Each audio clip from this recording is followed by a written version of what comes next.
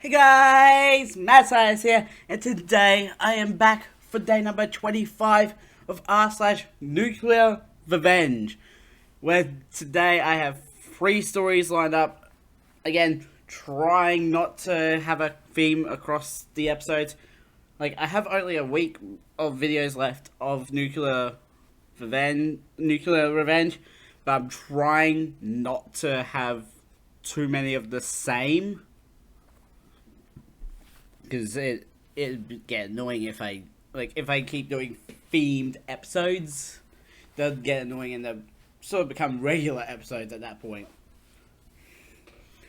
So, I've got 3 stories lined up. We'll start off with this one. Racist teacher gets his car burnt and career lost. This happened to my dad in the 80s in communist Bulgaria, when the government had issues with the Turkish and changed their names. Didn't let them in the ruling party, didn't let them guard the borders, and didn't let them to talk Turkish. There is also that teacher who hated my dad for being Turkish. Often tried to get my dad in trouble, oftenly failed. That teacher also lived far away from the school. And the bus didn't go there, so he really needed his car. He was stupid enough to tell the class where he lived, important later. A lot of my dad's classmates hated that teacher, so they gathered to break his lights with a slingshot. My dad was going home and went past them. The teacher saw them, and they ran away, except my dad, who was far away from them, already going home. On the next day, my dad was expelled for that. My granddad was angry. He had loads of Rakika, and came up with a plan. He went to his house and saw damn fingerprints on the car. Without even trying to blame the other kids, the teacher straight away blamed my dad. My granddad, in a fit of anger, made Molotov cocktails and burnt his car down. The teacher didn't show up in the school again, since his car got burnt and lost his career. The only thing I heard from my dad is that the teacher was working as a trash collector. My granddad even threatened other teachers' cars to be burnt down if they didn't take my dad back for false accusations. They took him back. My granddad was a feared person in that neighborhood. I have other stories to share about him. Damn. How do you fight racism? No, it is not politics. It is fire. You can fight almost anything with fire. That's all it is. That's how easy it is. Just like, racism, fire. Fascism, fire. War, fire. Relationships, fire. Schoolyard bully, fire. Oh, wow, I am horrible.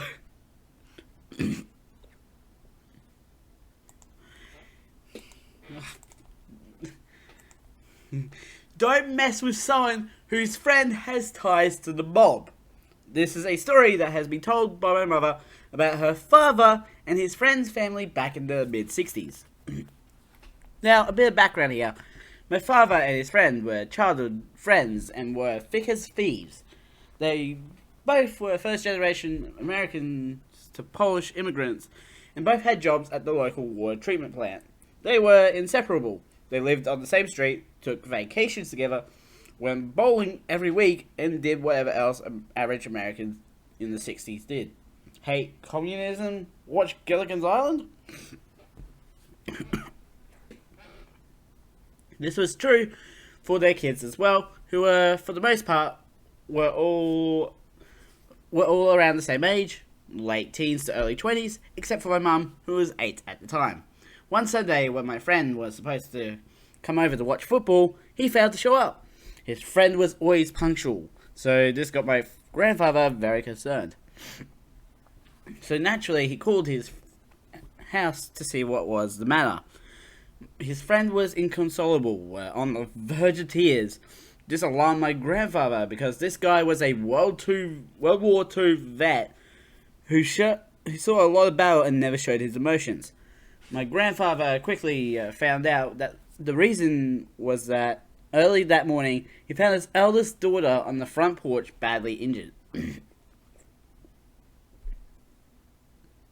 She had recently broken up with her fiance and had went over to his place the night before to get some of her things. The two of them got into an argument which escalated into him beating and rapping her. After it was over, she just walked home in shock, and since in her state, had left her keys at his place. She sat on the porch until her father woke up and went out for the morning paper. My grandfather was fuming over this and asked him if they had called the police, to which his friends said that he did, and there was nothing they could do. He explained that the ex had a rock solid alibi from all of his friends who said they were out drinking that night. When you combine it with them having a publicly known falling out, him being the son of a city councilman, and, well, it being the 60s, the cops pretty much shrugged and did nothing. Now, even though my mum was young, she still to this day remembers how quickly he turned from anger to emotionless and almost robotic when he said that, "I wouldn't worry about it," meaning the investigation. These things have a way of working themselves out. And then saying he would call him back later. My grandfather then told my grandmother, who was in the room, and very concerned that he needed to run an errand. An hour later, he came back as if nothing had happened. A few weeks had gone by. The friend's daughter was slowly healing, but was still in a bad place. The friend was still trying to get something done with the case, but kept hitting a wall due to who the guy was. One day, my grandfather suggested they all go to the state fair, which had just come into town, to take their minds off the incident. His friend didn't want to, but my grandfather insisted, saying that he would even pay. So they all went to the fair and had a pretty good time. The entire time, my grandfather insisted on taking group photos together. He even bought several souvenirs for the kids. My mum got a teddy bear, which she still has. When the day was over, they drive home, where they then find a couple police cars in front of the friend's house. Cops were looking for the friend and immediately started asking him questions as soon as he got out of the car. It turns out that morning that as the ex-fiancé was going for a walk, he was jumped by two large guys who proceeded to throw him in the back of their car, then dump him in front of the local hospital 3 hours later with every bone in both arms and legs, several ribs, nose and jaw broken. Now, it's at this point that I should mention that my grandfather was a high-ranking member in the local labour union at a time when the mafia had serious ties to it. We've never been able to confirm it, but had always suspected that my grandfather had some friends who the FBI were interested in. So, as the police questioned my grandfather's friend on his whereabouts that day, my grandfather interrupted to tell the police they were all together that day. He gestures to the souvenirs and even says if they wait an hour, he'd have the pictures developed that he'd taken throughout the day. Eventually, having nothing to go on, they left and never ever came of it. My grandfather's friend just looked at him in disbelief, and before he could even say anything, my grandfather just said, "You know, the crime in this city is getting worse by the day." He then patted his friend on the shoulder and smiled at him. His friend gave him a big bear hug, and he thanked them for their day at the fair, and they called it a night. The two of them stayed friends for the rest of their lives, and never spoke about that day again. Fortunately, the friend's daughter was able to heal from the attack, and later got married and had a couple of kids. She's still friends with one of my aunts, and is doing great. Now, occasionally my mum or one of her siblings would ask my grandfather about the incident, and he would just say, "That was such a terrible crime. I hope they catch whoever did that," before changing the subject. Well, I'm not 100% if all of this is true. My mum and two aunts have all separately attribute the story to the same wheelchair-bound local guy who is very wary anytime he sees any member of my or the friend's family around town.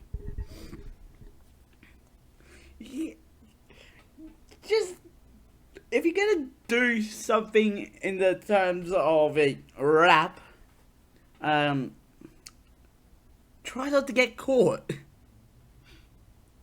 I don't know why I'm saying that, but it's a fairly obvious thing. If you're trying to get away with a rap, if you're trying to get away with rap, don't leave evidence in such a way that you get caught. Or you need to come up with something strong enough that no one can do anything about it. Like, I don't know why I'm giving advice on that. Don't listen to what I say here. Like, be more like the grandfather. The grandfather had ties to the mafia and just basically took this guy out in such a way that, like, his friend had no ties to the crime.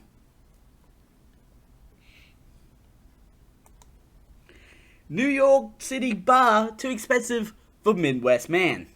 In the early 2000s, I worked in an Irish pub on 2nd Avenue and 9th Street in Manhattan. We were used to seeing Midwestern men on a business trip announce that they will get the bill. This one is on me.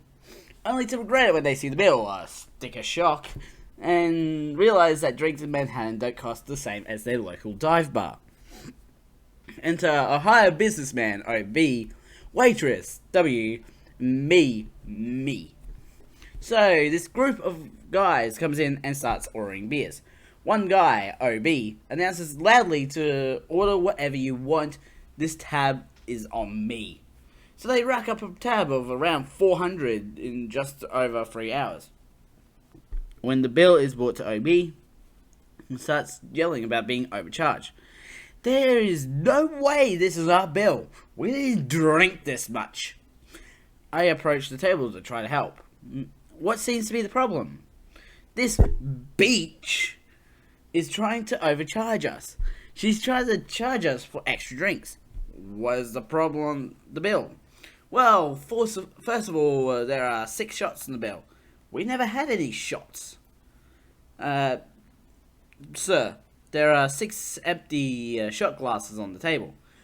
Okay, maybe we had the shots. But there is no way we drank this many beers.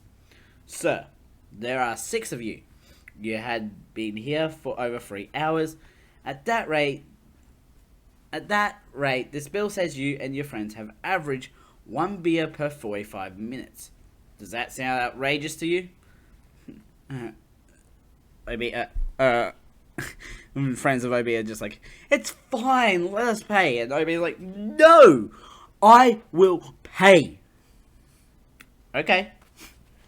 So he pays. He tips $7.37 because this will make his expense report total come out to the closest 10. After this, W comes up to me to tell me he left his wallet in the booth. She is shaking. She tells me she wants to chuck it in the trash. I tell her to hand it to me. I'll take care of this. I take the driver's license out of the wallet, put it on top, and rubber band the lot. Keep in mind, government issued ID equals free postage. And walk a block up the street to drop this in a USPS box. OB comes back, asking about his wallet. I tell him what I did. He goes off at me about what am I supposed to do for money. My hotel key was in there. He even threatened to call the police, to which I responded, for what? Going out of my way to make sure your belongings made it back to you? He kept going on about how he had no money, no hotel key, no cards for the rest of his visit. I know he left before it ever occurred to him to ask, how would he get on that flight home? Welcome to New York City, motherfucker!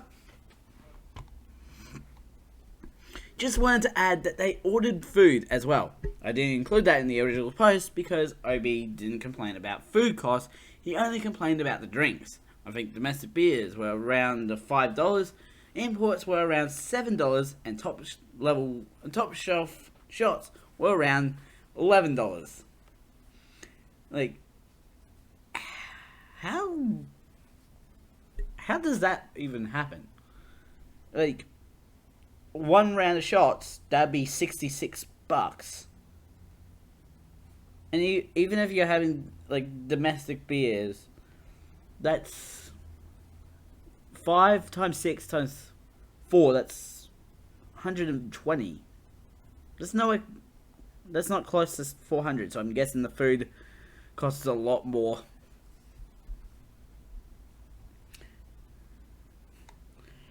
I just love how he complains about how expensive the drinks were, even though probably the more expensive part of it was the food.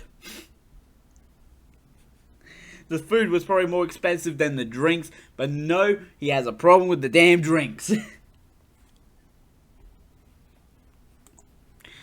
Anyways, I'm going to end this episode here. Links will be in the description to my main channel and also the second channel.